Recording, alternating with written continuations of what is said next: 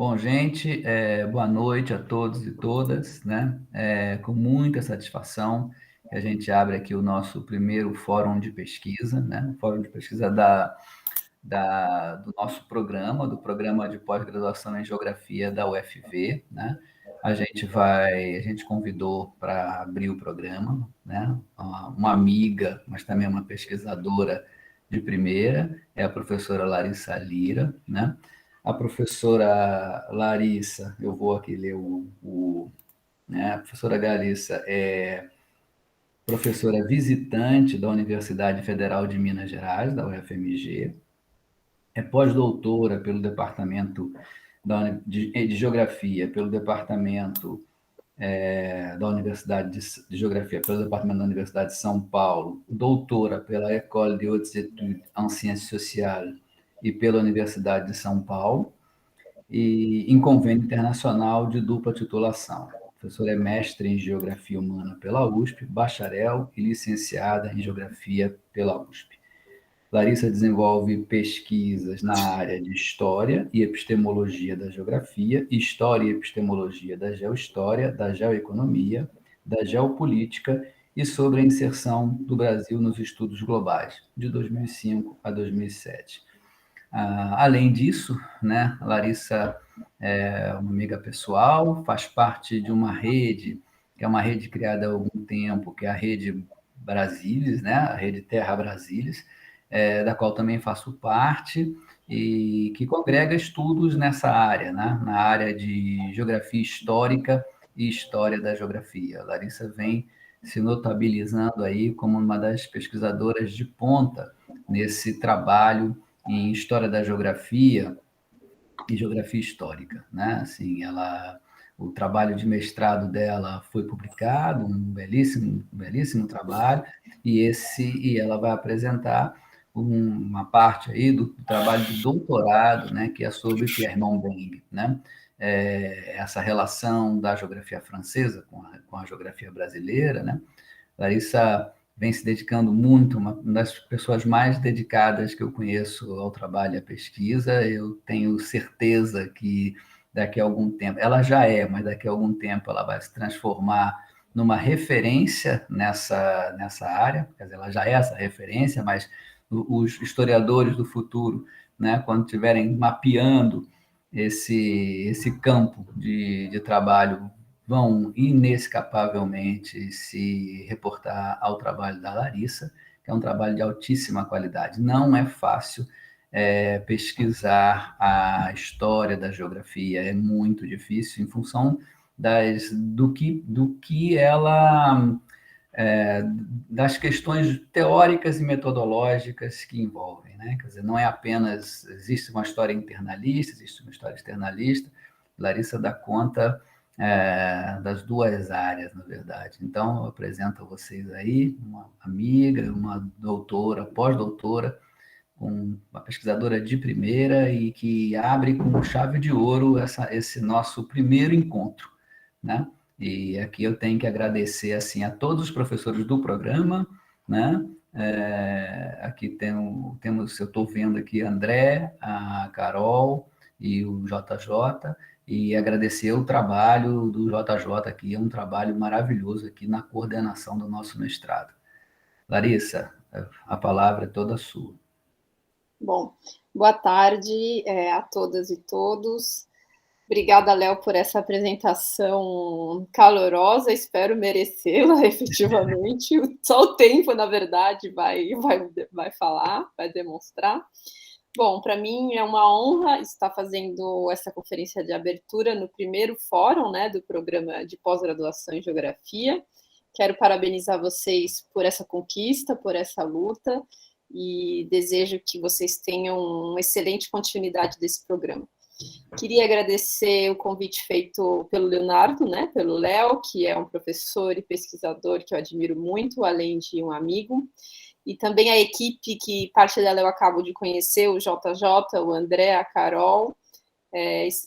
Provavelmente devo não ter citado alguém, mas é porque eu ainda não o conheço.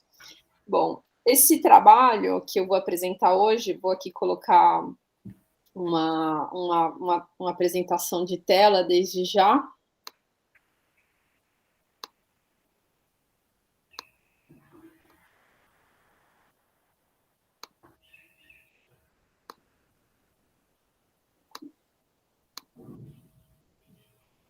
Tudo certo com a apresentação aí?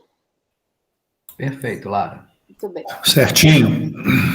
Bom, esse trabalho, então, ele é fruto da minha tese de doutorado, essa apresentação, né, que eu desenvolvi em convênio de dupla titulação entre a Escola de Altos Estudos em Ciências Sociais de Paris e a Universidade de São Paulo, e ele acaba de ser publicado na forma de livro pela editora Alameda e com financiamento da Fundação de Amparo à Pesquisa do Estado de São Paulo. Bom, essa apresentação, então, como que eu preparei como conferência de abertura, vai se chamar Pierre Monbeg e a Formação da Geografia no Brasil, 1925-1956, Construção, Contribuições e Perspectivas. Antes de falar quem foi Pierre Monbeg, eu gostaria de dizer que eu adotei nessa apresentação uma perspectiva construtivista da construção desse trabalho, então eu gostaria de tentar apresentar os principais, o processo que foi a construção desse trabalho, junto com seus resultados e suas perspectivas. Então, quando eu falo numa perspectiva construtivista, é porque eu gostaria de poder contribuir também nessa apresentação, com a construção de um trabalho de dissertação, que é o caso aqui de vocês, e também com um futuro trabalho de tese, que eu imagino que alguns também vão continuar. Antes de apresentar o Pierre Monbeg, eu gostaria de falar rapidamente também sobre o que é a cotutela, porque eu acho que essa é uma perspectiva importante. A cotutela é um duplo diploma internacional, que eu acho muito importante que se difunda essa informação no Brasil, porque uma das razões pela qual a cotutela ainda é pouco exercida no Brasil, na minha opinião, é por falta de difusão da informação. Então, a cotutela é um convênio que se faz para um estudante, para um estudante de tese, que ele possa defender a tese em 2 países, estabelecido um estatuto e um convênio como isso deve ser feito, e ele tem como resultado também um duplo diploma. Normalmente, a cotutela tem que se estabelecer em até 1 ano do primeiro ano do doutorado. Então, tendo essa informação, talvez alguns aqui possam almejar um dia desejar fazer uma cotutela com diversos países que estão disponíveis esse programa pelo mundo. Bom, quem foi Pierre Monbeg? Então, Pierre Monbeg, ele faz parte, é um geógrafo francês, que veio dar aula, provavelmente alguns de vocês aqui já conhecem, então, que veio dar aula na Universidade de São Paulo em 1935, e ele é a 3ª geração de discípulos de um geógrafo muito importante na França, que chama Vidal de Lablache, Paul Vidal de Lablache. Então, quando a gente fala de Pierre Monbeg, que veio para o Brasil, quando eu digo 3ª geração, então, ele foi discípulo direto de Albert de Mangion, que foi discípulo, então, de Vidal de Lablache. Ou seja, 3 gerações de grandes intelectuais que coordenaram a fundação da geografia na França e depois a fundação da geografia no Brasil. A gente está falando, então, de maneira um pouco simplista, de pais da disciplina, né? E na minha tese eu tentei demonstrar, e é algo que eu vou tentar demonstrar aqui, como se construiu a singularidade da geografia brasileira a partir desse trânsito entre a França e o Brasil.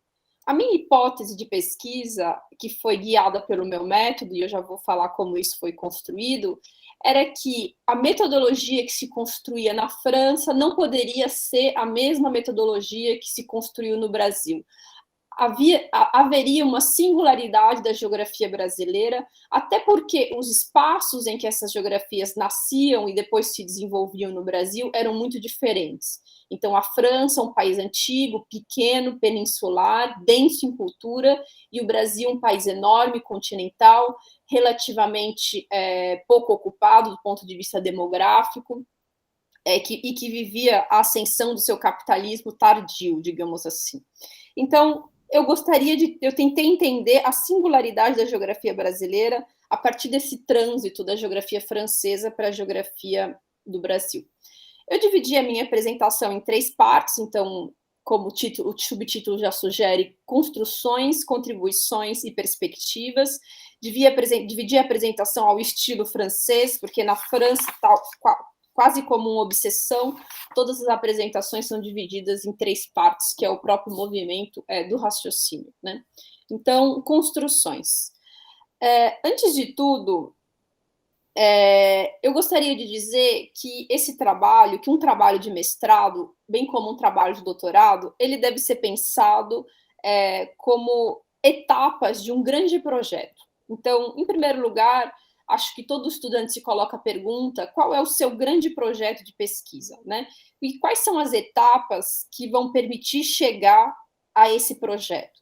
E aí, tanto o mestrado quanto o doutorado vai significar uma etapa de pesquisa nessas etapas, dentro desse projeto maior, né? E eu tinha um projeto de fôlego que se estabelecia desde o momento em que eu me colocava como estudante na Universidade de São Paulo, que era justamente compreender o modo específico como se formou a geografia no Brasil, né?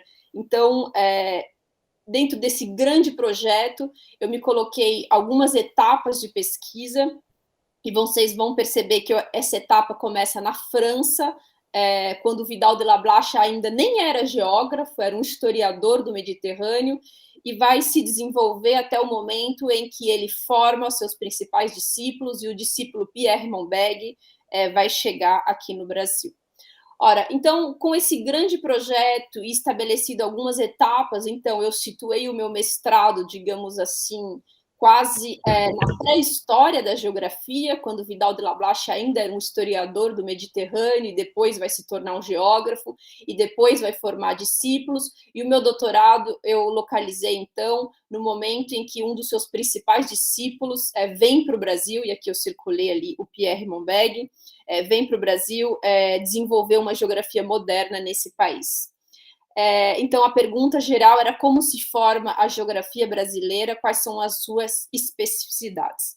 Bom, além desse grande projeto, eu tinha, então, um objeto, né, que cada etapa tem o seu próprio objeto, e tinha também uma metodologia que eu comecei a estudar no meu primeiro ano de graduação, que veio do meu contato com a teoria de um historiador chamado Fernand Braudel, e essa metodologia se chamava geohistória.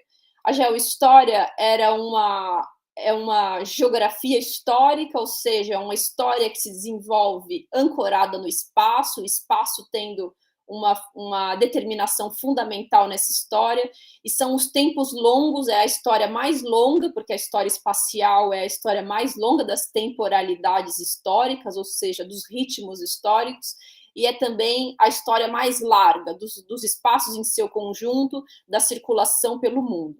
Então, com um método e com um objeto e com um grande projeto, eu começo, então, a enquadrar as minhas etapas da minha pesquisa, tanto do meu mestrado quanto do meu doutorado.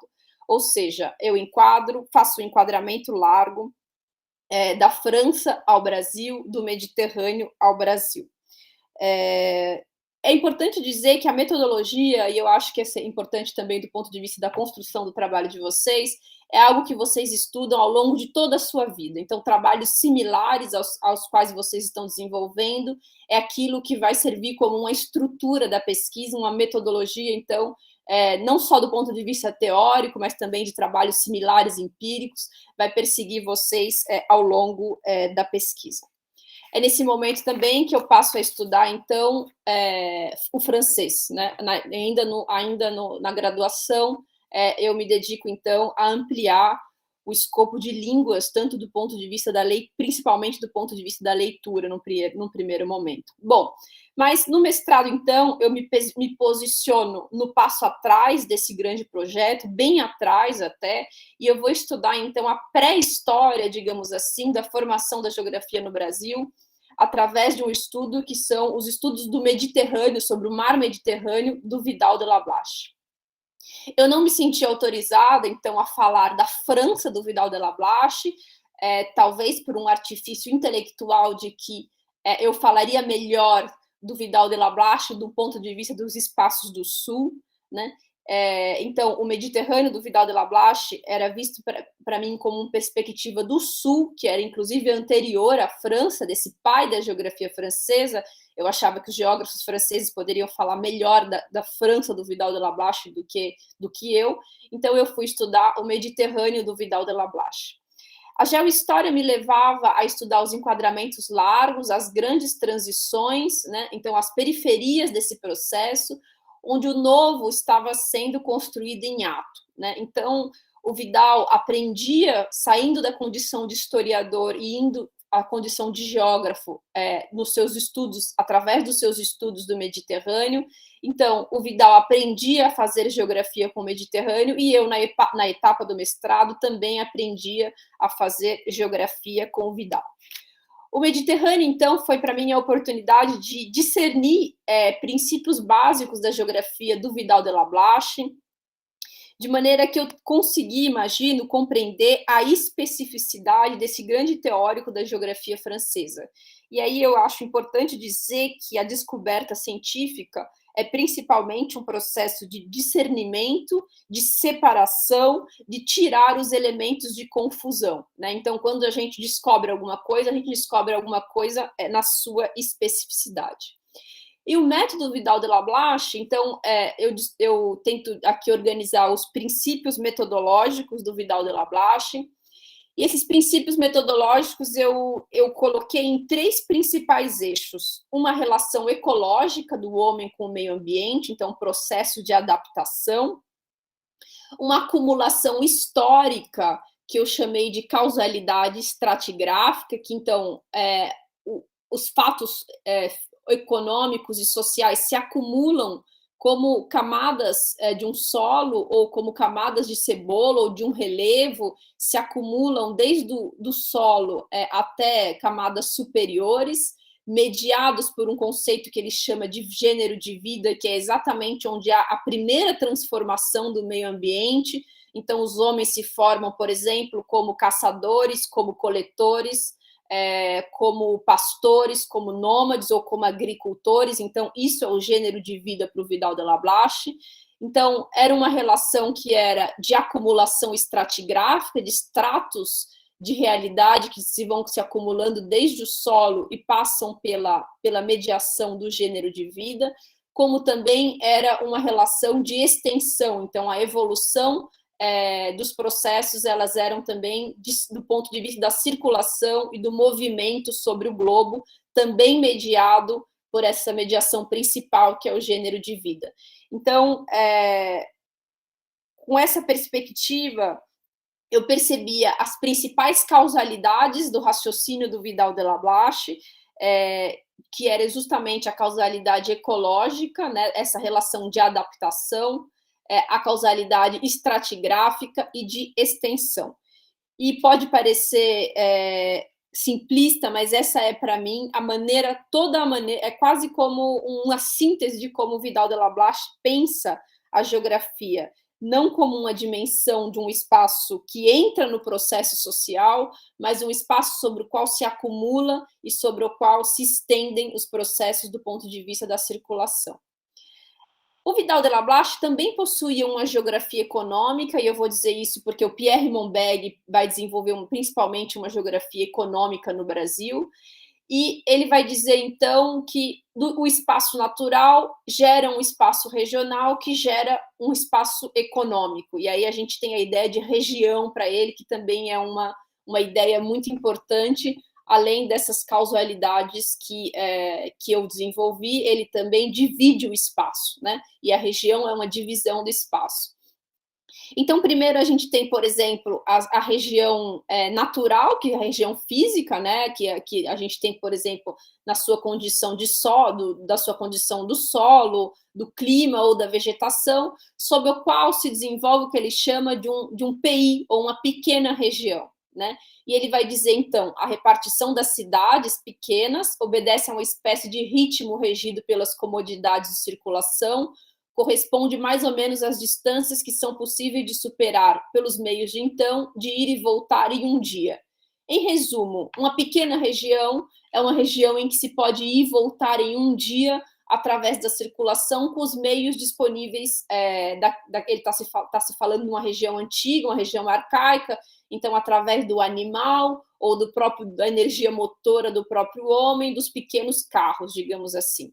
Mas dessa região se forma uma região mais ampla, uma região econômica, em que ele vai dizer: a troca mais ampla, antes de tudo, se estabelece pelo contato com as regiões vizinhas e contíguas. Ela encontra o seu alimento nas diferenças que as distinguem entre as regiões. O princípio do agrupamento não é mais fundado sob a ideia de homogeneidade regional, mas sobre a solidariedade de diversas regiões. É uma combinação e, por isso, um progresso. Então, enquanto a região geográfica corresponderia, a pequena região geográfica corresponderia à região natural, a região econômica ela é um agregado regional, então ela é uma região mais ampla. E tudo isso se vê de um ponto de vista da própria estratigrafia, né, dessas camadas que vão se acumulando. Então, aqui eu fiz um esquema, a região natural 1, sob o qual se coloca uma região geográfica 1, há uma região natural 2, sob o qual se coloca uma região geográfica 2, há uma fronteira natural e uma região, a expansão dessas regiões através dos meios de transporte e, por fim, uma região econômica que as unifica. E essa estrutura, ela tem uma evolução que vem de baixo para cima, que é o próprio desenvolvimento natural da região francesa ou da região europeia, né? Então, a evolução natural, justamente, que é uma acumulação a partir do solo, que vem de baixo para cima, o território se formando de baixo para cima, e há também a relação de interação ecológica entre a região geográfica e a região natural, de extensão dessa região e, por fim, de uma acumulação de uma região econômica superior. Bom, essa formação dos princípios do Vidal de Lablache e também da formação regional vão me levar, então, a formular, do ponto de vista da passagem para o meu doutorado, uma pergunta que era uma pergunta enigmática, né? Ou seja, era uma pergunta em que exigia uma leitura e uma pesquisa anterior, uma formulação importante, e as perguntas científicas são aquelas que nós temos certeza que são boas, mas cuja resposta nós não sabemos, né?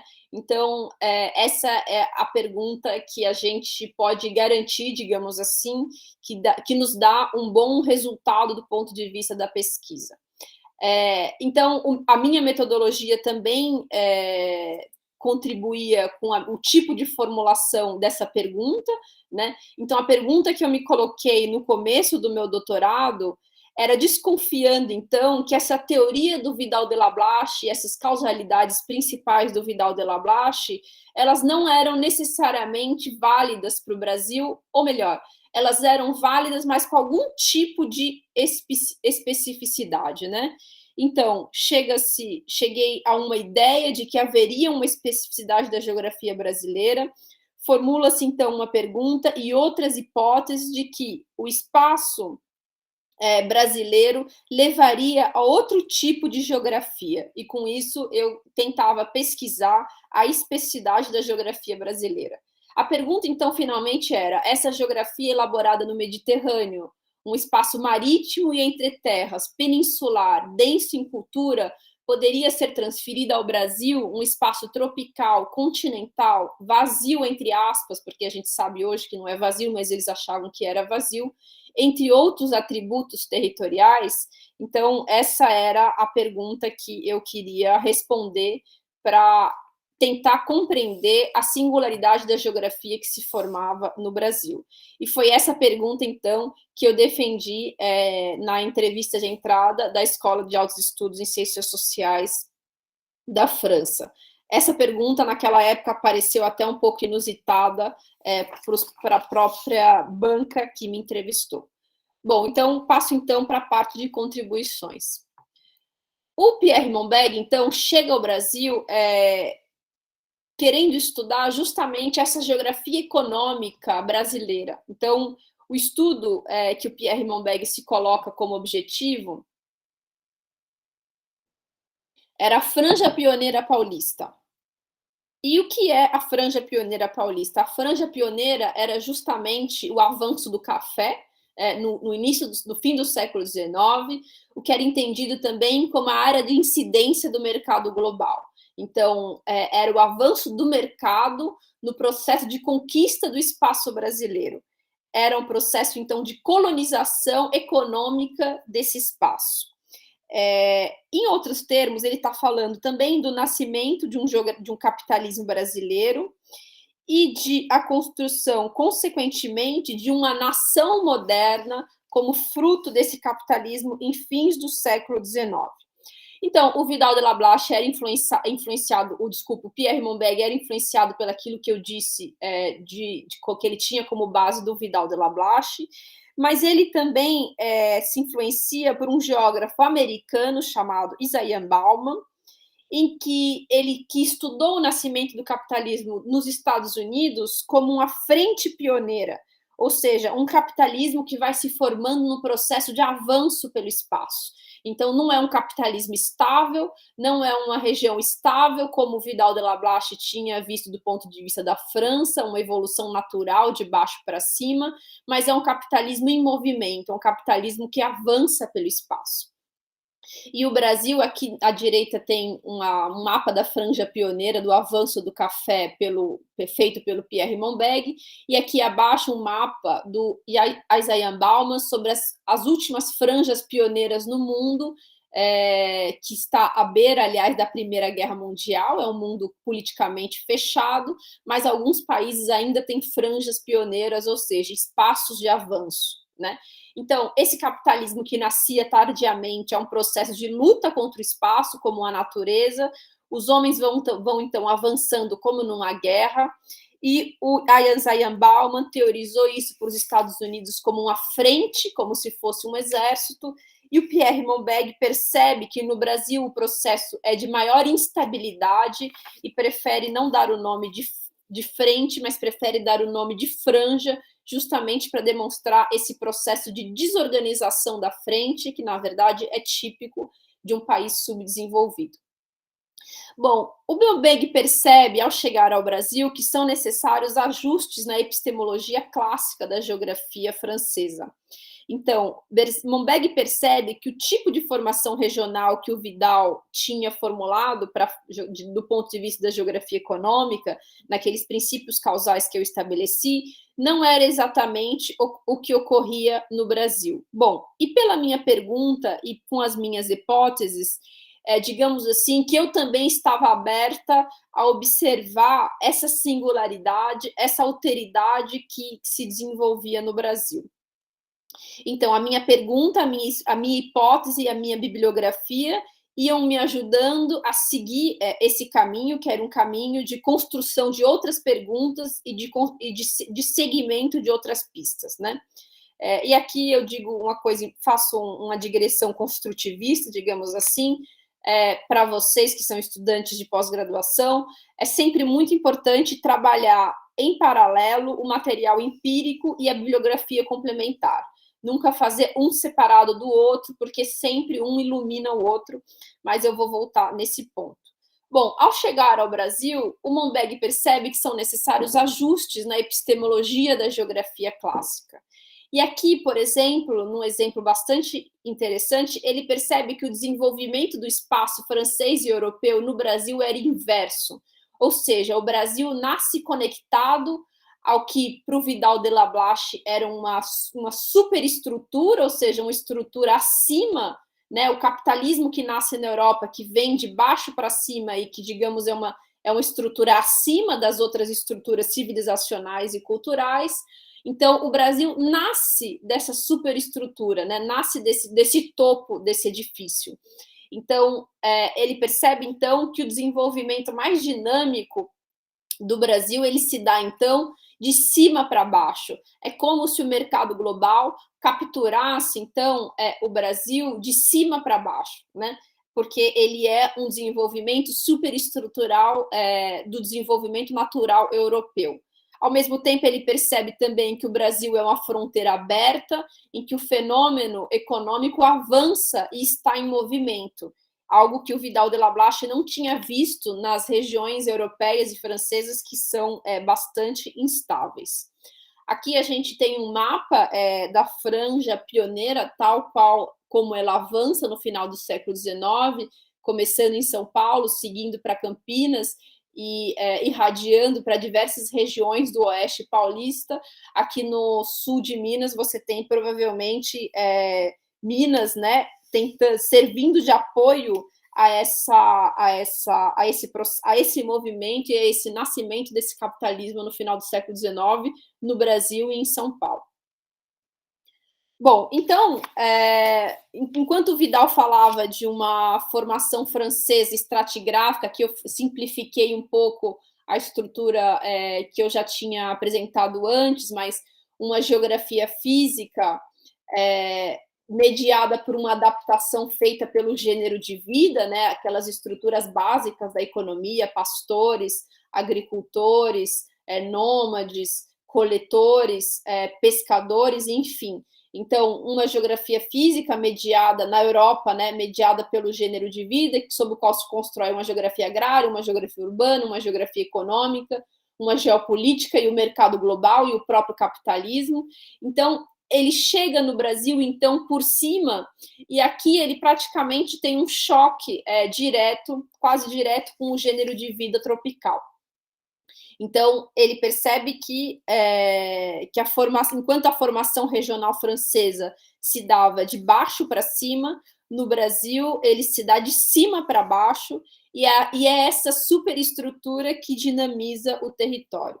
E como isso aparece concretamente na sua tese? Ele percebe, por exemplo, que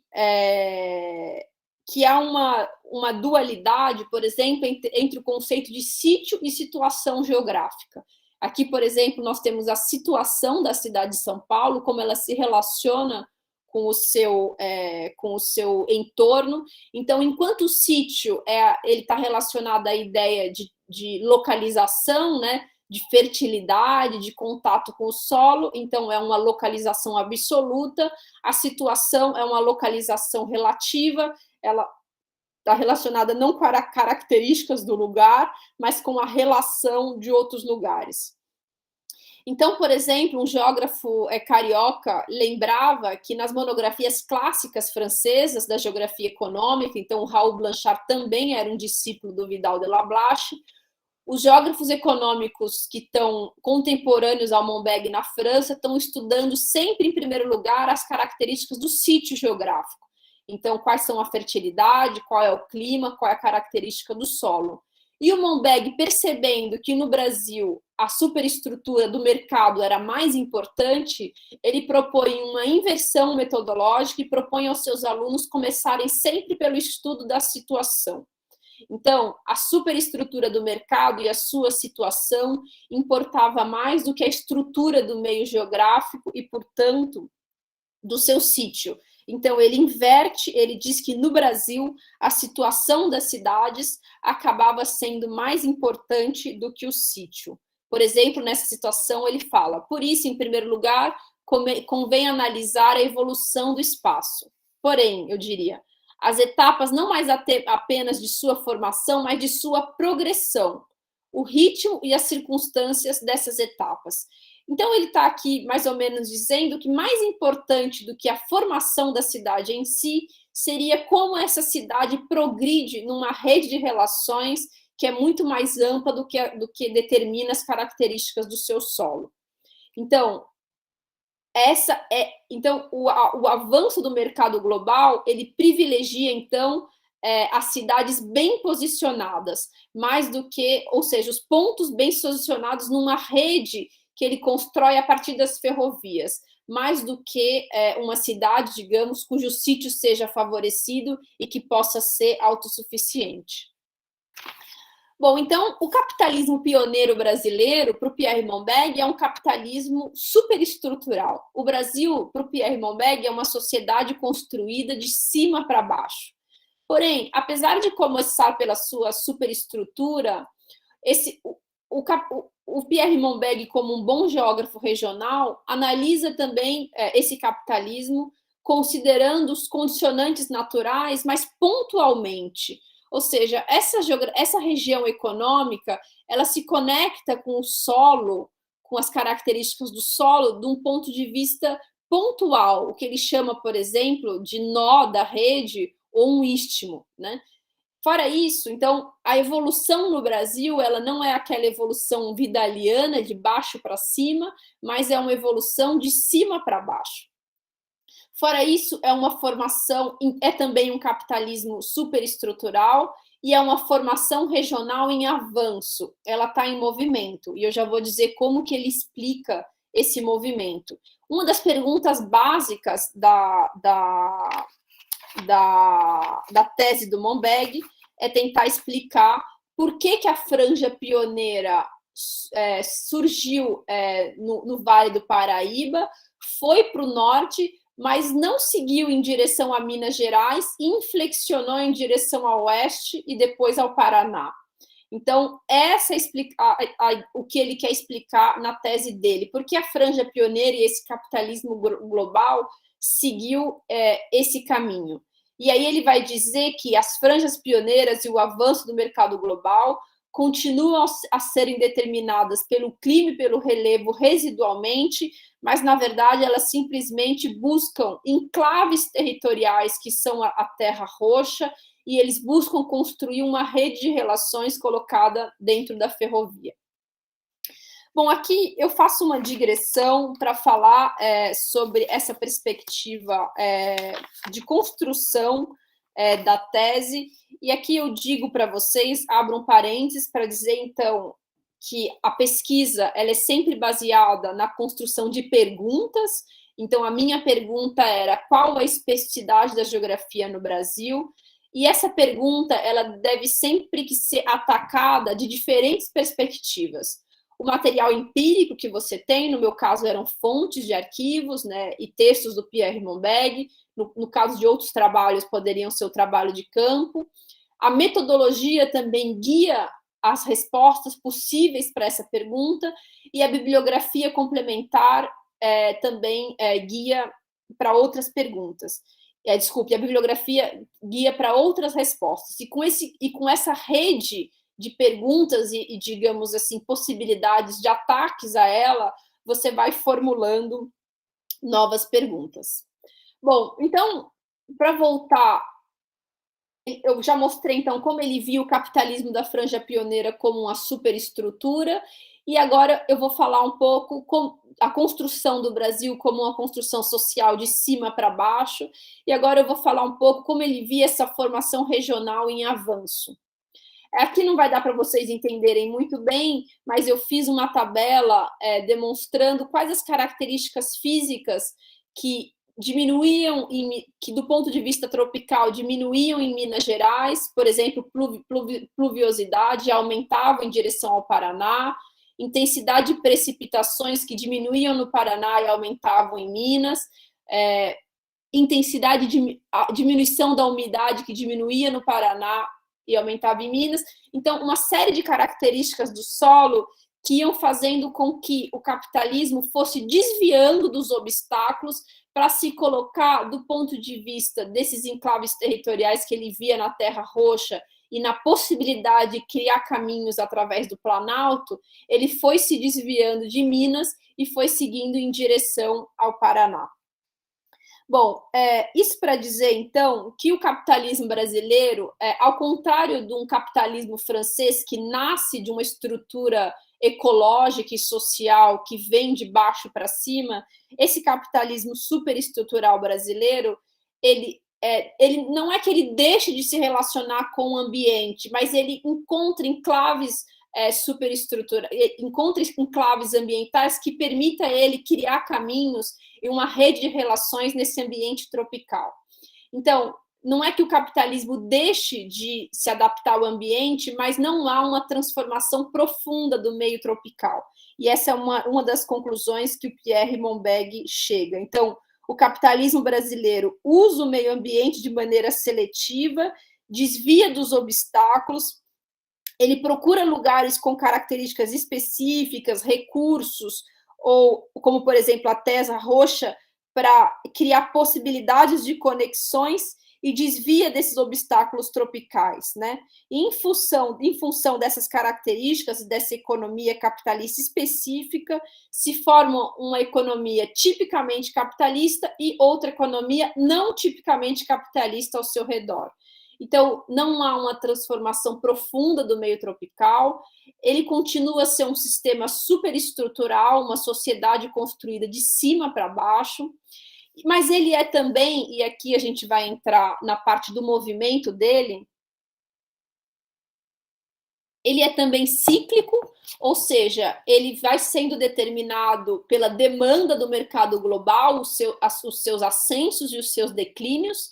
Então, a economia, sendo ela uma economia capitalista cíclica globalmente, então a franja pioneira, ela também vai se desenvolvendo do ponto de vista cíclico, e isso determina, do ponto de vista do espaço, avanços e recuos desse capitalismo de acordo com a demanda.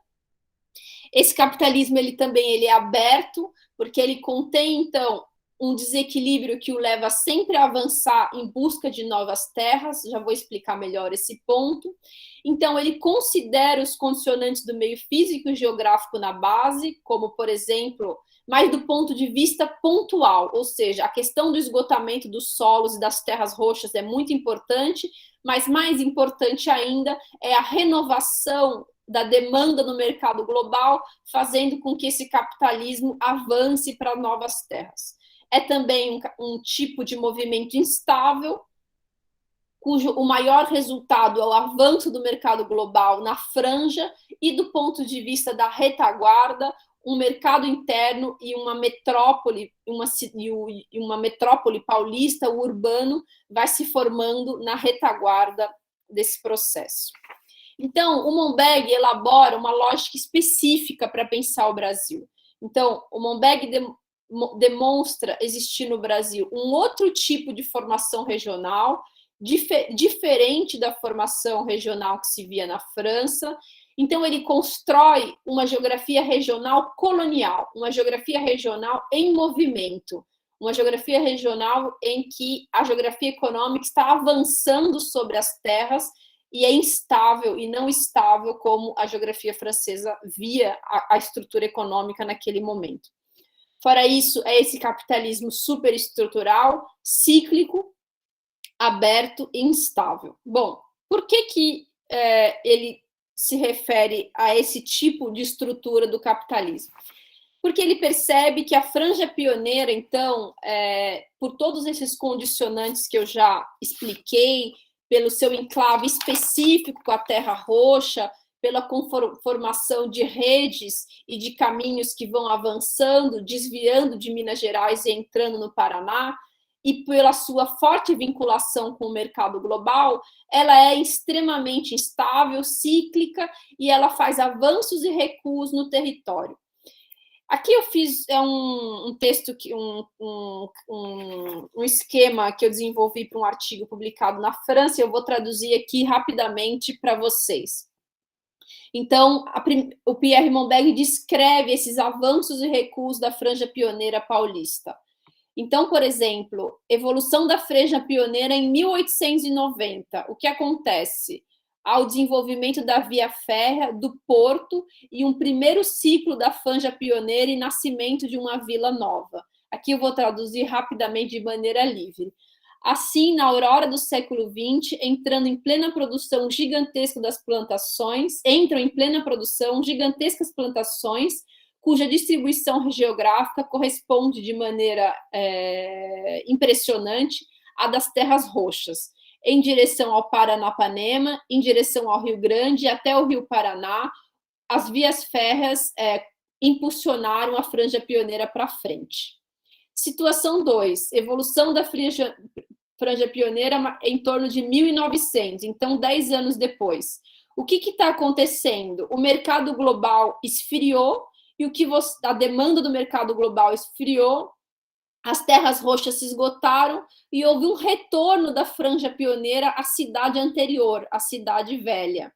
Então, eu cito, por exemplo, depois da crise, nós vimos como marca de um um esfriamento do avanço da franja pioneira, ao mesmo tempo que ele tem os germes de uma nova fase. Então um momento de um empobrecimento dos solos que é necessário atribuir esse estado de coisas. E em paralelo, o que acontece na retaguarda? É o tempo também em que a empresa Light, na cidade de São Paulo, se coloca em obra. As circunstâncias são favoráveis para o nascimento de uma função industrial. Em 1900 e 1906, uma crise de superprodução do café. Aparece, então, indispensável de não mais associar a economia do país totalmente a uma cultura comercial. Então, há um retorno da franja e há uma industrialização na parte velha da região, digamos assim. Situação 3, evolução da franja pioneira em torno de 1920. Então, acontece um novo avanço. Em efeito, a construção das vias férreas nas regiões ainda pouco povoadas não foi bloqueada com a crise cafeeira. O após-guerra leva a uma situação de prosperidade análoga ao fim do século precedente. Os mercados estrangeiros encontram capacidade de compra e mesmo do grande consumador de café brasileiro, os Estados Unidos aumenta sua demanda. Então, a franja pioneira avança novamente em função do mercado global. Evolução da franja pioneira em 1930, novo retorno à velha cidade, a cidade de São Paulo, que cresce e do ponto de vista industrial, nesse, digamos assim, retrocesso da franja. O estudo da situação no momento das duas grandes crises que sofre a economia paulista, entre 1900 e 1905, primeiro, e depois, em 1928 e 30. Então, é o que permite apreciar as tendências que se manifestam, então, as modificações em relação às fases anteriores e as direções novas. A catástrofe econômica de 1929 tocou profundamente a economia e a sociedade paulista, para que o avanço da franja pudesse continuar a ficar fiel ao café.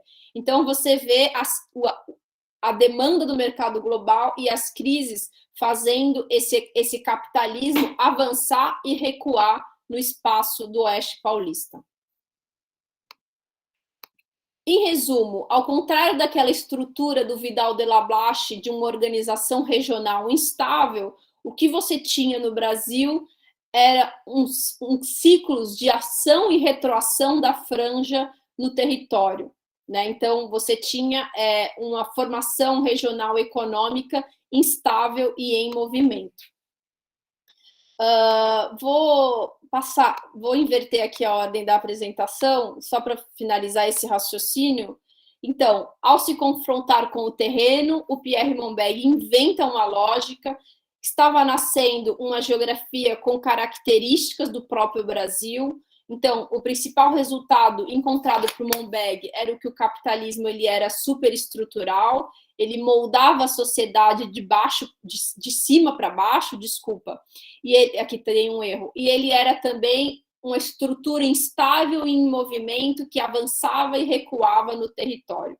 Com isso, Monbeg me mostrava um lugar do Brasil na geografia mundial, mas ele me mostrava também um lugar do Brasil na geohistória da economia mundial. Já vou voltar a esse ponto. Para finalizar essa parte, eu vou só adotar novamente a perspectiva construtivista e dizer que, do ponto de vista da construção da narrativa, esse foi o processo mais custoso a encontrar do ponto de vista do trabalho. E aqui eu falo para vocês que a escrita do trabalho é um processo quase completamente diferente do que o processo de pesquisa. A escrita do trabalho envolve encontrar os nexos que vão tornar esse trabalho, digamos assim, acessível, didático e coerente com a sua metodologia, né? Então, no caso do meu trabalho de tese, eu escolhi contar uma história. Então, vocês veem, por exemplo, no sumário, que são etapas da vida do Monbeg no Brasil, as seduções de uma jovem ciência, então, por que ele escolheu a geografia, um geógrafo face à mundialização no segundo capítulo, então, por que ele foi para a geografia econômica, organizar a geografia no Brasil, como ele passou pelos primeiros processos de organização institucional do Brasil, como um jovem geógrafo francês adquire autoridade no Brasil, como ele convence as pessoas das suas ideias, digamos assim. Finalmente, uma geohistória da expansão do capitalismo, como ele desenvolve essa teoria, e como, finalmente, no capítulo 6, ele resiste a não transformar a geografia francesa de modo a perder as suas características principais. Então, eu fui demonstrando como essas longas durações da geografia, esses conflitos teóricos, iam aparecendo na trajetória da vida do Monbeg no Brasil. Então, aqui, por exemplo, algumas fotos das explorações que ele fazia com seus companheiros de missão francesa. Aqui, no caso, você tem outro grande historiador francês, Fernand Braudel. Aqui temos aqui eu não lembro, acho que é o Roger Bastide, a esposa do Lévi-Strauss, a Dina Lévi-Strauss, e o próprio Lévi-Strauss que está tirando as fotos. E aqui, por exemplo, estão eles em um trabalho de campo na Frente Pioneira Paulista. Esse aqui é um geógrafo francês muito importante, Emmanuel de Martoni. Bom, para finalizar, aqui é uma parte um pouco mais rápida. Então, o Monbeg me mostrava um lugar da geografia no Brasil, na geografia mundial, mas ele me mostrou também um lugar do capitalismo brasileiro na economia mundial. E aqui eu hoje faço uma transição da história da geografia à geografia histórica. Então, o Monbeg me mostrou um tipo específico de desenvolvimento do capitalismo na periferia do mundo. E haveria, então, diversas evoluções desse capitalismo segundo diferentes territórios do ponto de vista da geografia econômica. Porque a gente pode falar, por exemplo, de geoevoluções do capitalismo, dinâmicas geográficas e temporais juntas.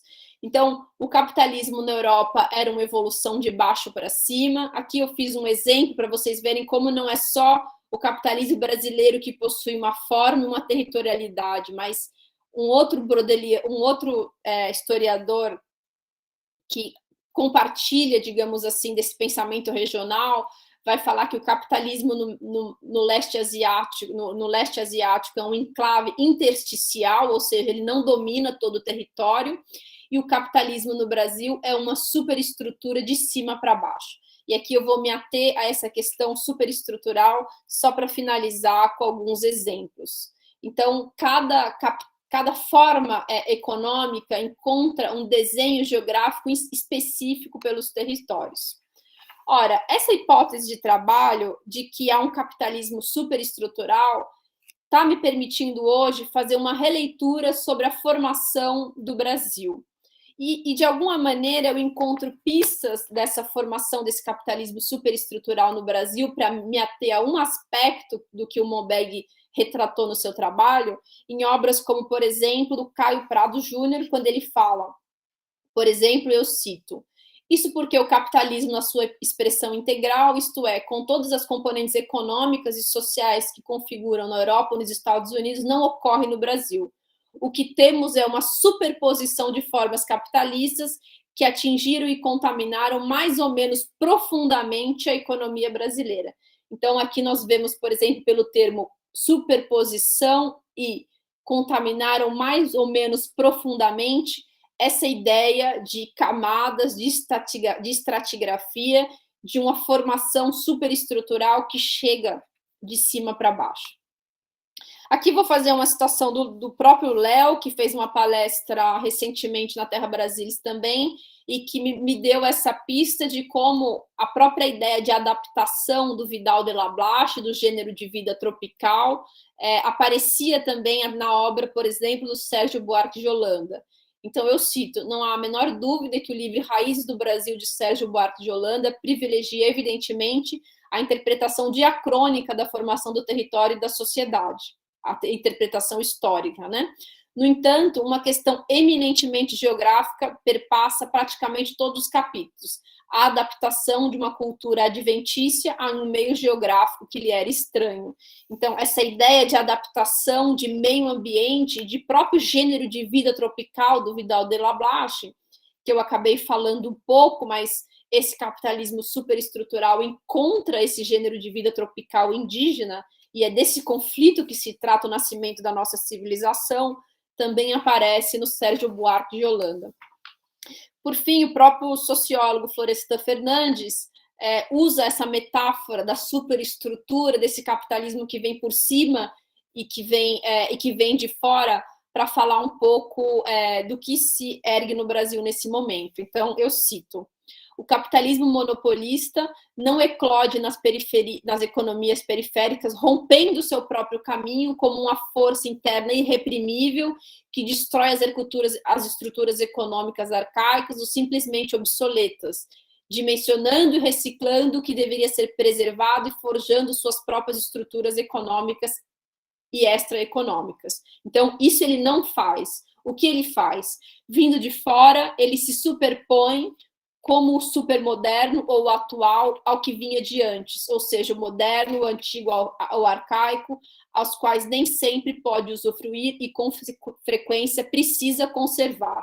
Então, essa ideia do Monbeg de que o capitalismo transforma pouco, por exemplo, o meio ambiente tropical, também aparece aqui no Florestan Fernandes, não vou fazer a citação completa. E o próprio Antônio Carlos Roberts de Moraes vai dizer, por exemplo, que a nossa formação territorial é, do ponto de vista espacial, um processo cumulativo, ou seja, de acúmulo, que articula os resultados de forma de sociabilidade não necessariamente contínua e sincrônica. As intervenções e construções anteriores aparecem ante um novo ciclo de povoamento como parte de uma herança espacial local, perfilando-se ao lado das características do meio natural como elementos de qualificação de diferentes espaços. Essa é uma citação um pouco mais complexa, mas é a ideia, essas ideias das posições em que a nossa economia se coloca do ponto de vista geográfico. Em outra ideia, ele vai dizer que a nossa formação territorial ela é diferente da Europa e de Israel, que começa do ponto de vista político, militar e jurídico. Depois, em Israel, seria jurídico, político e militar. No Brasil, você tem militar, jurídico e político por último. É um pouco a ideia de dizer que o Estado, né, também numa superestrutura política, se forma antes da nação. Bom, para concluir, então, um trabalho acadêmico é um trabalho meticuloso e de longuíssimo prazo, que envolve várias etapas e procedimentos metodológicos, e eu espero ter conseguido os convencer da importância de percebê-lo como envolvido sempre em construções, em contribuições e perspectivas que esse trabalho vai vos oferecer no longo prazo. Muito obrigada.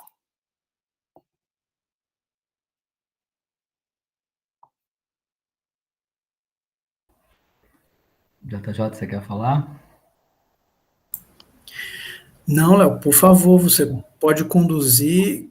Carol e eu vamos organizar aqui as perguntas. Tá, eu queria agradecer a você, Larissa, pela brilhante palestra aqui, impressionante. Quando o JJ me pediu aí um auxílio para convidar, para um convidado, eu tinha certeza que você era a pessoa indicada, a melhor pessoa para abrir aqui esses trabalhos e para inaugurar, né, essa ampliação aí da discussão aqui do mestrado. Então, agradeço muito. E não sei se cabe a mim fazer pergunta, né, ou se conduzir um pouco a discussão, como disse o JJ, mas queria aproveitar mesmo o ensejo para saber, né, se no seu trabalho, acho que você está começando a pesquisar isso agora, dessa relação. Quando você estava falando, eu estava me reportando exatamente o período do Monbeg no Brasil, né, e a formação desse pensamento social brasileiro, né? Qual é a relação, de fato, do Monbeg com esses autores, sobretudo o Sérgio Buarque e o Caio Prado, né? Que assim, quando a gente vê, por exemplo, quando a gente lê o Caio Prado, o sentido da colonização, basicamente, ele define esse sentido da colonização, desse capitalismo periférico, na mesma linha que o Monbeg, né? E o Sérgio Buarque, eu agradeço aí a sua generosa citação, né? Assim, é exatamente isso, quer dizer, ele vai trabalhando,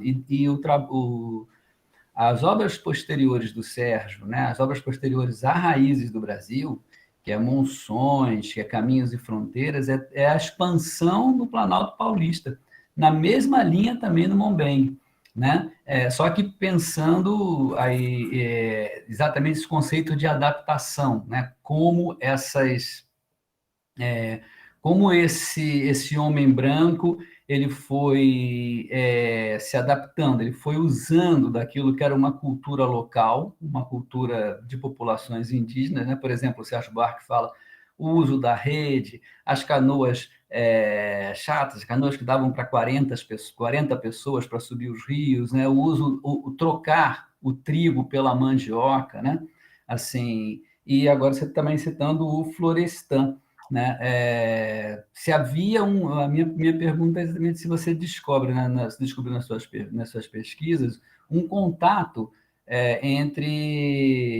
quer dizer, que havia um contato deles certamente com essa missão francesa, mas se houve uma troca mesmo de experiências, uma troca de uma discussão teórica, porque o trabalho do Monbeng caminha na mesma direção que esse pensamento social brasileiro aí dos anos 30, que anos mais tarde viria a ser considerado como pelo Antônio Cândido como os pais fundadores da sociologia histórica ou da história sociológica no Brasil, tá? Só para a gente abrir, então, aí, e aí acho que o JJ vai entrar com outras questões. Parabéns, Larissa. Muito obrigado pela brilhante apresentação. Bom, já posso tomar a palavra, JJ? Sim, por favor. Enquanto o pessoal vai esquentando, se vocês quiserem fazer perguntas mais específicas sobre o processo de construção da tese, podem ficar à vontade também. Bom, Léo, você faz uma pergunta que, na verdade, é o cerne do meu trabalho, né? Que que hoje, realmente, eu vejo ao perceber um pouco do que foi a especificidade da geografia, da formação da geografia brasileira, então, o Pierre Monbeg ter conseguido compreender que tipo de capitalismo era esse que se desenvolvia no Brasil, que tipo de estrutura econômica, que tipo de desenho ele tinha, eu acredito que ele não era um teórico, digamos assim, em condição de influenciar os demais autores da geografia francesa, então, da missão francesa na Universidade de São Paulo, então ele está numa relação muito equilibrada com os demais autores, né, e teóricos. Então, todos eles estão se influenciando mutuamente, digamos assim, e também aos seus principais discípulos que vão formar a escola de pensamento social brasileiro, como Antônio Cândido, Florestan Fernandes. Então, há uma troca mútua, mas uma coisa que eu acho interessante perceber é que uma das primeiras bibliotecas especializadas que se forma na Universidade de São Paulo naquele momento, e que, portanto, subsidia os estudos tanto da geografia, quanto da antropologia, quanto da sociologia, é justamente a biblioteca da AGB, né? A biblioteca da Associação dos Geógrafos Brasileiros. Então, o De Fontaine, tendo vindo para cá em 1934, tem como missão principal, na verdade, organizar a biblioteca da Associação dos Geógrafos Brasileiros. Então, fora a biblioteca da faculdade, que era uma biblioteca um pouco mais ampla, a primeira biblioteca especializada desses estudos era justamente a biblioteca geográfica. Então, isso se deve também pelo fato de que a própria geografia francesa, e isso é uma coisa que a gente fala pouco nos nossos estudos, ela se organiza no campo francês antes da sociologia e antes da antropologia. Então, a própria geografia francesa, ela contribui para essas novas vertentes da sociologia, da antropologia e da história, para se institucionalizarem na forma nova com que elas estavam tomando na França naquele momento, na escola dos análises, na etnografia do Lévi-Strauss. Então, de fato, a geografia francesa tinha estruturas institucionais um pouco mais estáveis do que viria a ser a revista do Durkheim, ou enfim, as outras escolas. Então, tomando esse compasso de avanço, digamos assim, a geografia francesa, perto das outras ciências sociais, ela era relativamente estável, ela era muito mais estável do que as outras disciplinas. Então, o Vidal já tinha ocupado as principais cadeiras na França, os seus discípulos já tinham ocupado os principais, povoado o mapa francês das universidades. Então, ela era uma escola relativamente estável, era uma escola segura, que tinha suas bibliotecas, que tinha seus periódicos. Então, me parece que toda uma estrutura geográfica já estava relativamente mais estabelecida, que permitiu influenciar esses autores num aspecto muito mais largo do que se a gente pensar se o Pierre Monbeg tinha uma condição institucional de influenciar esses outros intelectuais diretamente. Então, para dizer que, por exemplo, eu acho que tenha sido fundamental a fundação da Biblioteca da GB. A gente sabe, por exemplo, que o Caio Prado Júnior foi um dos secretários da AGB, então ele organizou essa biblioteca, e a gente sabe como o Caio Prado Júnior representa como um dos grandes pensadores do pensamento social brasileiro. Então, o Caio Prado Júnior teve uma relação direta com a biblioteca da AGB e com a própria AGB, sem tendo sido seu secretário. Então, isso tudo que você falou, né, do sentido da colonização. Então, tudo isso, na minha opinião, está impregnado, e todo pensamento, talvez possa ser um pouco exagerado dizer, mas eu acho que quase todo pensamento social brasileiro está impregnado do fato que o Brasil é um país tropical. Não tem muito essa condição não nos marca profundamente. Que o Brasil é um país tropical, anexo, em que as coisas chegam de fora, chegam por cima. Então, me parece que a escola do Vidal de la Blache de pensar, como você bem notou, o gênero de vida tropical, ou seja, quando você fala que é um gênero de vida tropical, é porque o território é tropical, ela nos marca profundamente. Obrigado, Larissa. Jota, só uma coisinha, desculpa. Quando você fala dessa estabilidade da geografia francesa, é antes de 1928? Antes da fundação da École des Annales? Sim, muito antes. Porque o Vidal, ele foi o primeiro, digamos assim, renovador das ciências sociais francesas que avança para uma cadeira universitária. Então, o Vidal de la Blache, ele consegue se alçar como um geógrafo universitário em 1873. Então, em 1873, ele se torna o primeiro geógrafo a ocupar uma cadeira universitária na França. Então, em 1898, ele está na Sorbonne. Então, nesse período, ele já formou uma série de discípulos. Os discípulos já encontraram espaços institucionais nas universidades, e é mais ou menos nesse momento, por volta de 1898, que o Durkheim começa a ascender e ganhar os seus principais espaços institucionais. Então, a geografia francesa, ela se institucionaliza quase 20 anos antes da sociologia, se a minha conta não está errada. Da nova sociologia. Perfeito, obrigado, Larissa. O Matheus, um aluno nosso, fez uma pergunta. Ele pergunta afirma que você mencionou que a forma regional interpretada no Brasil era distante, né, diferente da abordada na França. E se você poderia elencar quais são as diferenças mais marcantes entre essas propostas? Muito bem. Bom, muito obrigada, Matheus, pela pergunta. A ideia da minha intervenção vai exatamente nesse sentido. Então, uma das principais diferenças da formação regional francesa e brasileira A formação regional francesa para o Vidal de la Blache, ela se dá em 3 camadas. Primeiro, a região natural, depois, em cima dela, a região geográfica, e acima dela, a região econômica. Então, a região geográfica e a região natural, segundo o Vidal, ela tem correspondência, elas têm a mesma unidade. Então o Vidal chama isso de PI, né? Então, uma unidade geológica corresponde a uma unidade geográfica. Então, a população se sente pertencente a essa unidade natural, digamos assim. E a região econômica, ela é uma junção entre diversas regiões geográficas, PI, digamos assim.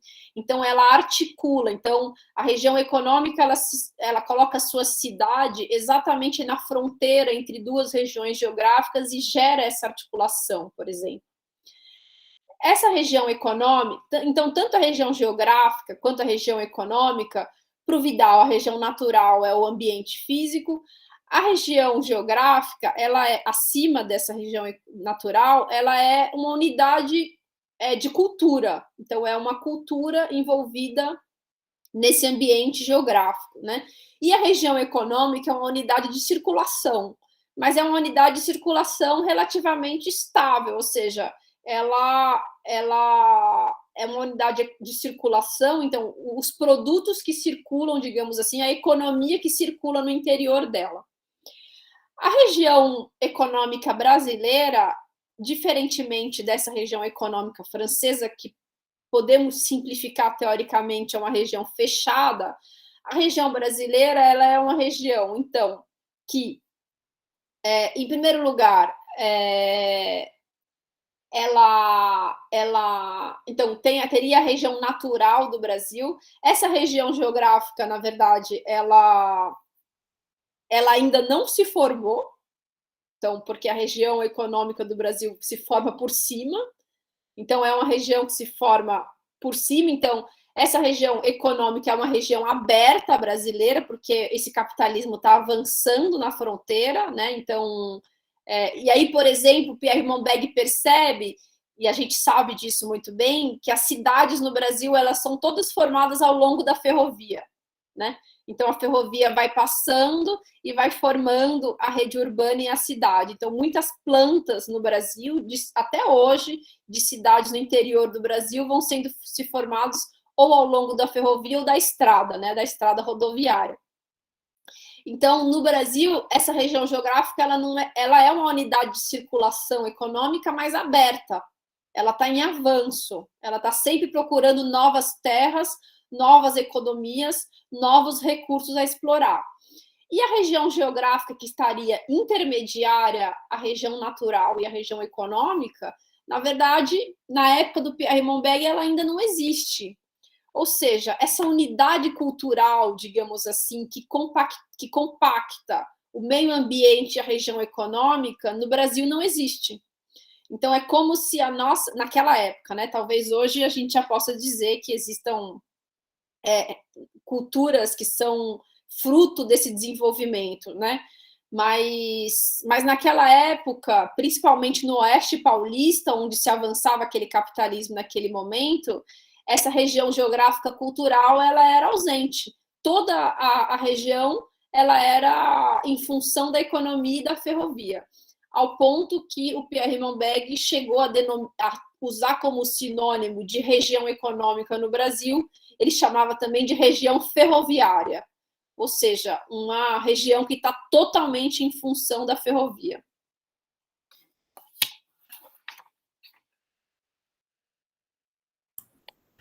Perfeito. Ainda não chegou nenhuma pergunta, então eu queria... sim, Carol, por favor, fique à vontade. Não, mas pode fazer a sua. Então, obrigado. Eu queria fazer um comentário e fazer uma pergunta.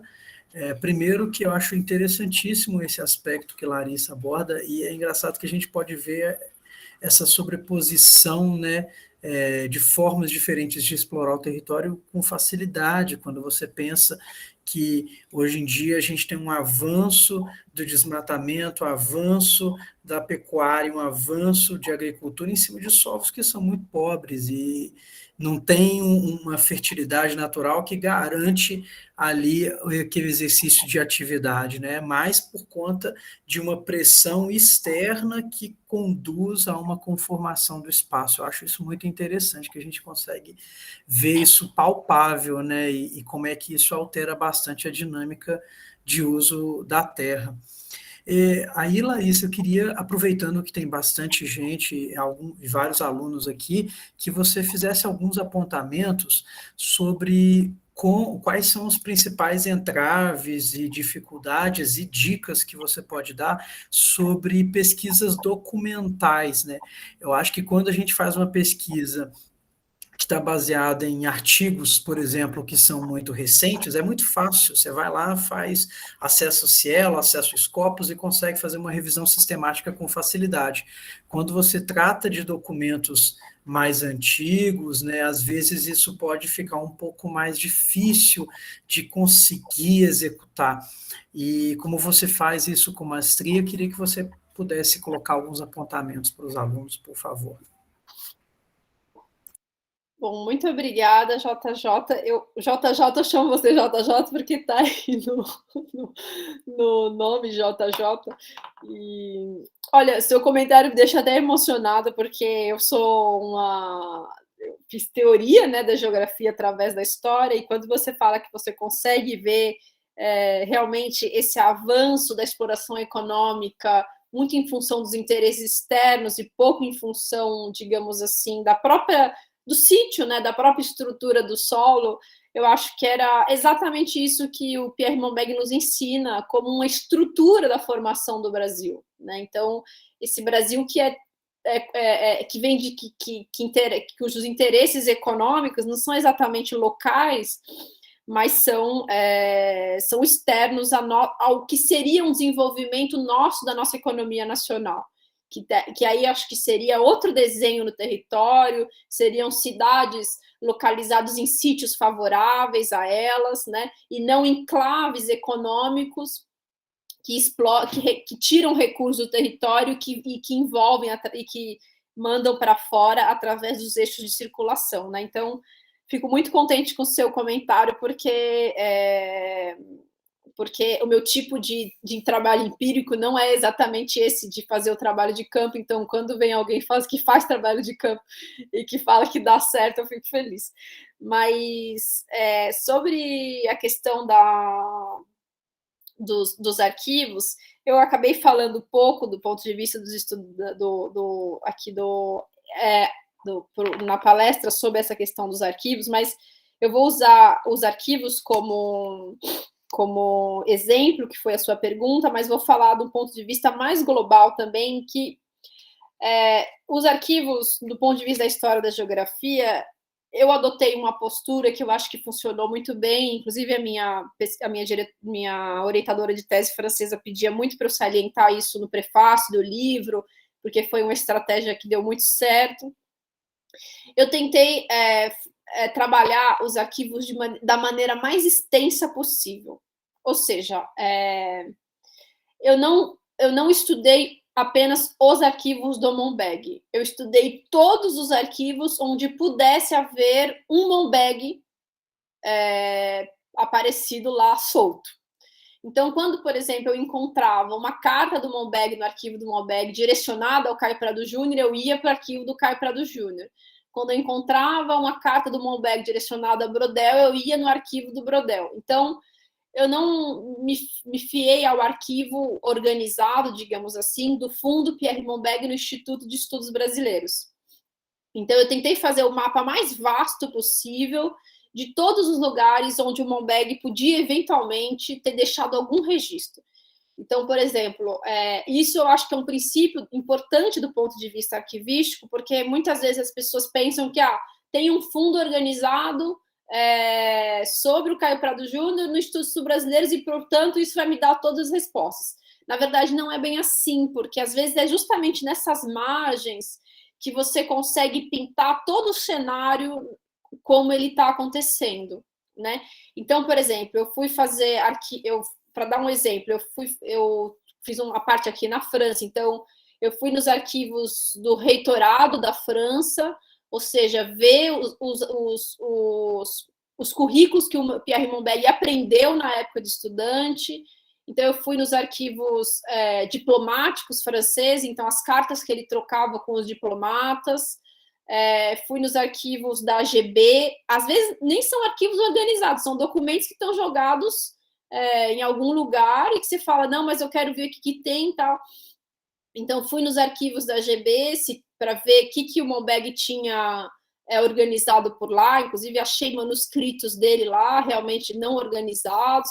Então enfim, foram tantos arquivos. Fui, por exemplo, no arquivo dos jornais de época para ver as publicações que ele tinha feito dos jornais na época. Inclusive, eu encontrei no jornal no Correio Paulistano, por exemplo, 20 artigos do Monbeg explicando tintim por tintim como fazer uma monografia urbana no Brasil.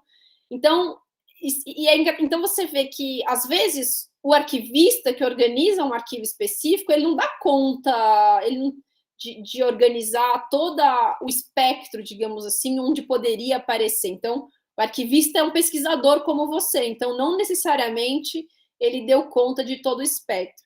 Isso para falar que não só a pesquisa de arquivo, mas toda a pesquisa acadêmica, ela é uma pesquisa que procura a exaustão. Então, quando você aborda um tema, você não vai se colocar o objetivo de ler 1.500 páginas sobre o tema, você vai se colocar o objetivo de ler tudo sobre o tema, né? Então, tudo que existe sobre o tema, você vai procurar tomar contato de alguma maneira. É claro que é por isso que a gente fala da importância do recorte, de você escolher bem o seu tema, circunscrever ele, justamente porque o princípio da exaustão está colocado para a gente precisa exaurir o tema, digamos assim, exaurir o que ele nos apresenta. Então, mesmo do ponto de vista do trabalho de campo, por exemplo, você não faz um trabalho de campo, você não vai só para a cidade que você escolheu, você vai ver também ao redor. Então, essa perspectiva de trabalhar com um espectro que seja amplo, que seja exausto, que seja, digamos assim, enfim, que você dê conta da totalidade do que está sendo escrito sobre aquilo, é uma perspectiva que nos persegue tanto do ponto de vista dos arquivos como da pesquisa no geral. Mostra que não é nada fácil, né? Não é fácil mesmo. Mas nunca é, a gente sempre gosta de coisa difícil, né? É isso que gera conhecimento interessante. Carol, por favor. Só para completar, antes da Carol pegar a palavra, JJ, é que a pesquisa ela é um envolvimento muito engajante, né? Então, uma pesquisa de mestrado ou uma tese de doutorado, ela vai envolver as nossas vidas de maneira muito impressionante, né? Então, por isso que às vezes eu estava conversando recentemente com uma pesquisadora, ela fala: eu tenho muito receio de oferecer um tema para um aluno, porque eu tenho certeza que ele vai deixar de estar com a família dele para trabalhar no tema. Então, ele precisa estar extremamente envolvido com aquilo que ele está fazendo, porque ele vai deixar de fazer muita coisa para estudar aquilo. Então, a pesquisa realmente é um processo muito engajante de vida, né?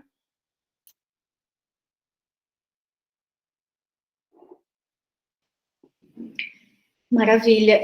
Obrigada, Larissa. Eu acho que eu posso ler alguns comentários, né, que estão aqui também, além de pergunta, muitos elogiosos, comentários elogiosos a seu respeito. Assim, alunos exaltando a sua fala e como ela, assim, é cristalina, né, assim, principalmente para gente que não é da área. Nossa, foi sensacional a sua forma. E é perceptível o seu engajamento, né, em torno desse tema. Assim, isso é muito, como a professora Isabel colocou aqui, muito instigante, né, muito contagiante. Parabéns pelo trabalho e pela história aí de pesquisa. Obrigada. Eu estou tentando aqui já há algum tempo organizar as minhas ideias para te fazer uma pergunta. Eu achei muito interessante uma imagem que você mostrou em que você se refere a essas franjas, né? Enfim, de povoamento e de ocupação do território, como isso foi importante para a criação das nossas regionalizações, né?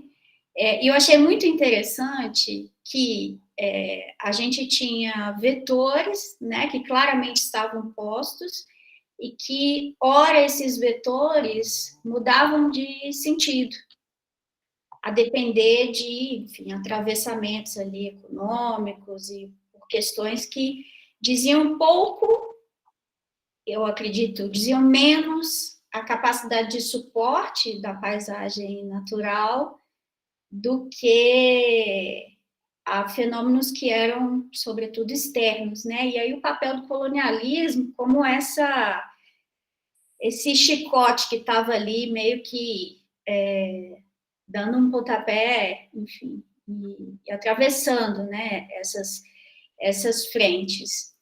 E eu fiquei muito curiosa em fazendo esse paralelo, né, entre o Brasil e a França.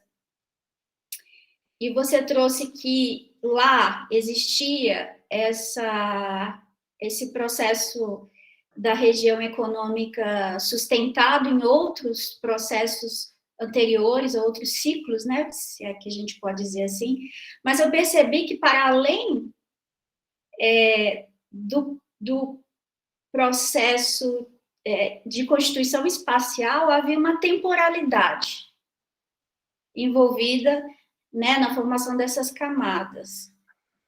E quando a gente vem para o Brasil, me parece que essas temporalidades não tiveram o tempo necessário que elas precisavam ter para se constituir enquanto sistemas fechados ali, né?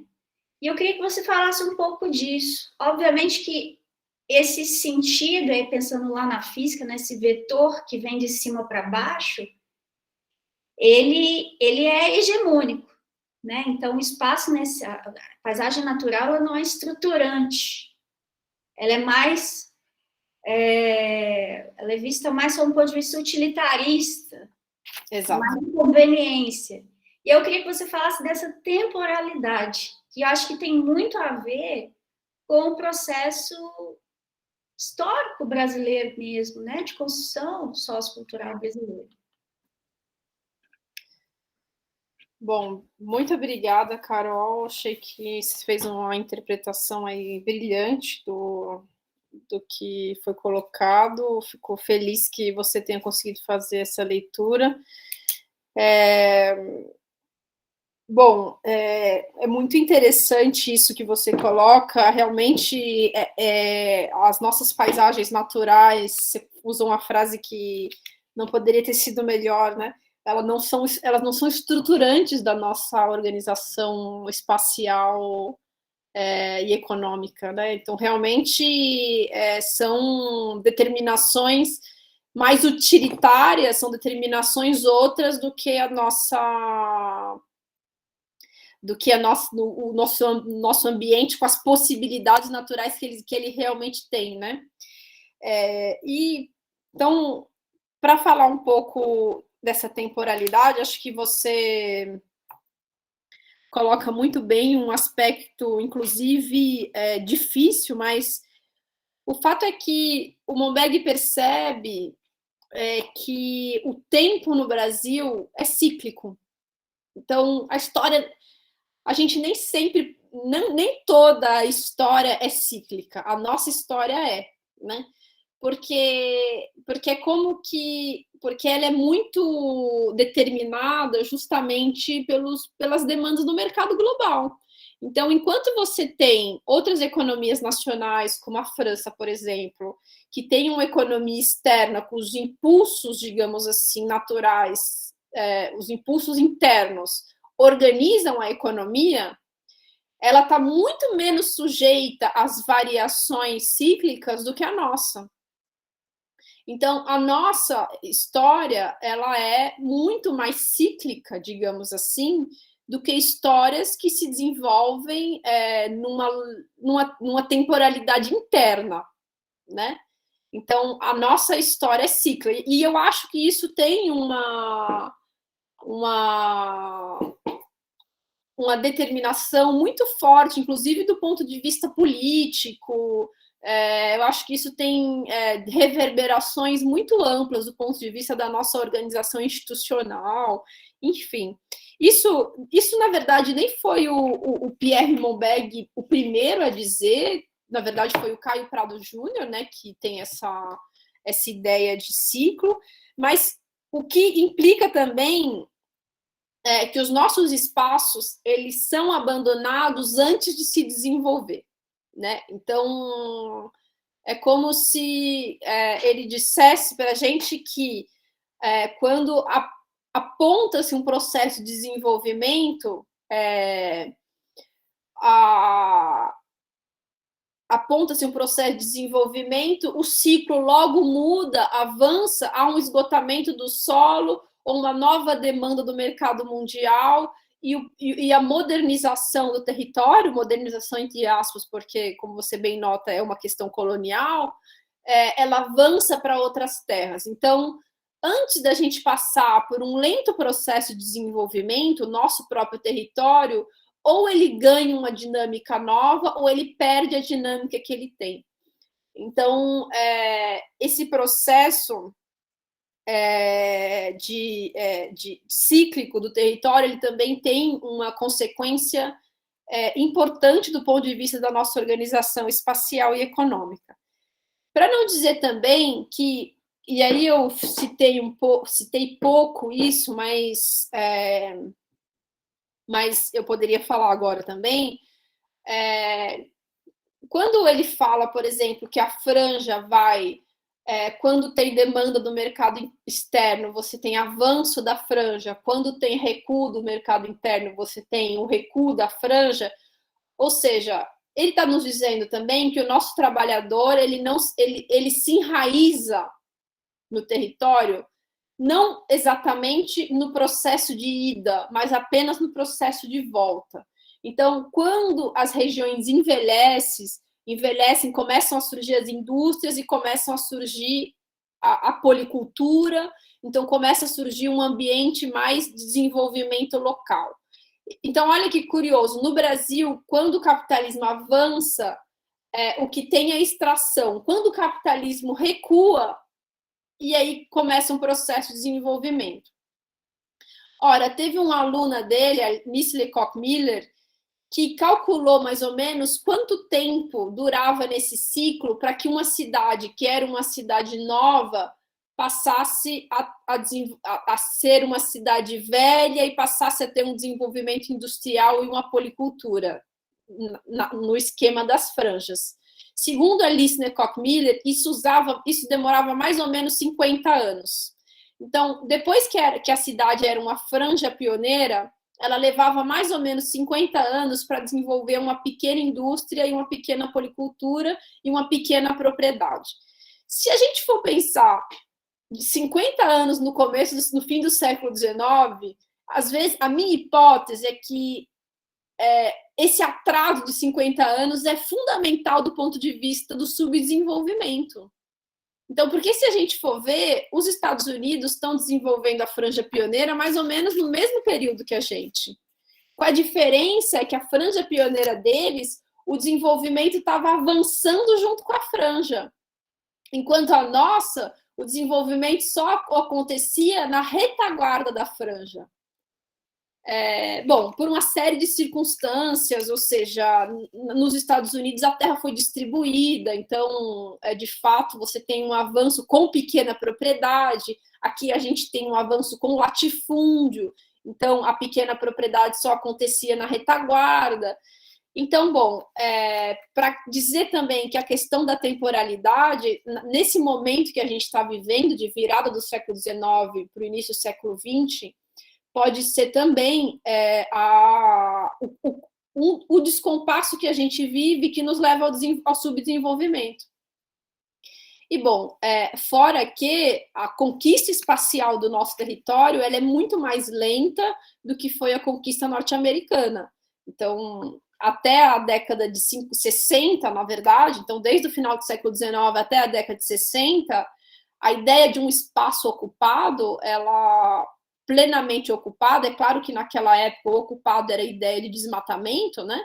Mas a ideia de um espaço ocupado não existia. O espaço brasileiro ele demorou muito mais tempo para que o processo econômico encontrasse as duas fronteiras. Nem sei se até hoje a gente possa dizer que isso tem ocorrido, do que em outros países.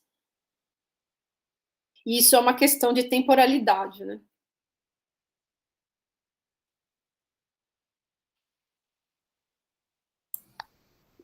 Obrigada. Obrigada.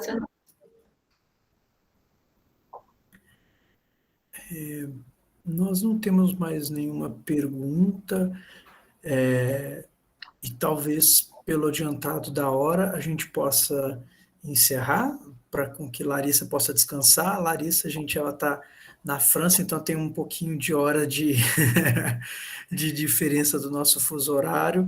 Ela está ali movida a café para nos deleitar com essa ótima explanação. Para a gente aqui no Brasil ainda está relativamente cedo, né? Então, ótimo, muito obrigado, Larissa. Eu acho que é muito importante, porque muita coisa acaba surgindo e tem muita gente que às vezes fica um pouco tímido de perguntar aqui na frente de todo mundo, né? Mas eu, em nome de todos os professores e professoras, gostaria de agradecer a você pelo seu tempo, pela sua disposição para nos ensinar um pouquinho aqui, tá bom? E passo a palavra para o Léo, para que o Léo possa fazer o encerramento. Obrigado, viu? Tá, obrigado, Jota. Ô, Lara, eu estou muito feliz de ter te convidado. Na verdade, eu vou aproveitar, realmente não quero te cansar, mas eu estou com algumas perguntas aqui que eu formulei, que eu vou fazer depois por WhatsApp, né? Assim, não acabo atrapalhando o seu descanso, aí JJ tem razão. Lara, eu te agradeço enormemente a sua disponibilidade, né, a sua diligência, o seu acolhimento aí com a gente, né? Você está longe, está num outro fuso, está cansada, né? Já está voltando para o Brasil, né? Mas eu fiz esse convite porque é um mestrado muito novo, né? É tão novo e tão... você falou desses avanços e recuos, né? Essa dinâmica interna é tão grande que Carolzinha e JJ são nossos ex-alunos e agora estão dando aula aqui. Você está vendo a dinâmica interna como é pujante aqui nessa fronteira da Zona da Mata, digamos assim. Mas eu te agradeço muito, Lara. Assim, foi muito esclarecedor. Estou com mais perguntas aqui, estou com outras coisas que a gente poderia discutir. Tem a questão do Brodel, né, tal, enfim.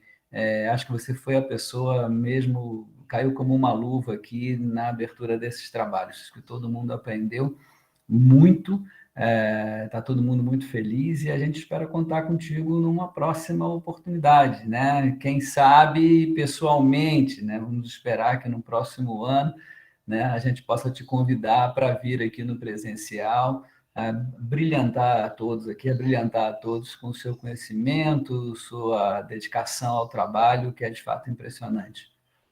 Muito obrigado. Léo, vocês me deixaram muito feliz com a oportunidade, sinceramente, eu adorei participar, fazer a abertura desses trabalhos, eu tenho certeza, pela qualidade dos professores que vocês têm hoje, que os alunos também são muito bons e que vão apresentar ótimos trabalhos. Então, realmente queria agradecer a oportunidade, desejar que os trabalhos sejam muito bons, que o programa tenha sucesso nos seus objetivos, eu tenho certeza que vai ter, aliás, e, enfim, é isso, fico muito feliz em deixar um abraço aí para todos, e nós continuamos em contato, coloquei meu e-mail aqui no chat. Obrigado. Obrigada. Jota. Sim, eu só queria agradecer também ao Léo pelo contato da Larissa e por estar aqui também conosco. Acho que isso é sempre muito importante, trazer pessoas novas e com novas ideias. Eu acho que a gente recicla a cabeça e ajuda a pensar cada vez mais e melhor na nossa geografia, né? E só lembrar a todos e todas que amanhã o nosso evento continua. Às 9 horas a gente tem uma mesa redonda e às 2 horas da tarde a gente tem outra mesa redonda, não atendendo as duas linhas, linha 1 e linha 2, então não deixem de participar do restante do nosso evento, e no dia 10 a gente tem a nossa mesa de encerramento, tá bom? Pessoal, muito obrigado, uma boa noite a todas, a todos, e se cuidem, hein? Até logo. Obrigado, Tchau. Obrigado, Larissa. Lara. Bom Obrigada, Léo. descanso e boa viagem de volta. Olha, Ah, Boa sim. noite, pessoal. você Até suas mais. palavras são emocionantes. Tchau, Até tchau. mais, gente. Tchau, tchau. Tchau, Carol. Carol?